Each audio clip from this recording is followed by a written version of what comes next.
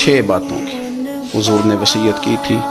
سب سے پہلے حضور نے فرمایا تھا ابو ذر مسکینوں سے محبت کرتے رہنا۔ دوسرا نبی پاک صلی اللہ علیہ وسلم نے فرمایا تھا جب بھی دیکھنا نیچے والوں کو دیکھنا، اوپر والوں کو نہ دیکھنا، مالداروں جاگیرداروں پہ توجہ نہ کرنا، ذہن خراب ہو، نیچے دیکھنا، غریبوں کی طرف توجہ رکھنا۔ تیسرے نمبر پر نبی پاک صلی اللہ علیہ وسلم نے فرمایا تھا ہر حال میں حق بات کہنا اگرچہ وہ کڑوی ہو۔ چوتھے نمبر پہ میرے محبوب نے فرمایا تھا اللہ کے معاملے میں کسی کی پرواہ نہ کرنا، کوئی کیا کہتا ہے کہتا رہے، تم رب کے رستے پہ چلتے رہنا، ملامت کی پرواہ نہ کرنا۔ اور 5ویں نمبر پر میرے نبی پاک نے مجھ سے کہا تھا اگر رشتہ دار تجھ سے تعلق توڑیں بھی نہ تو جوڑ کے رکھنا، صلہ رحمی نہ چھوڑنا۔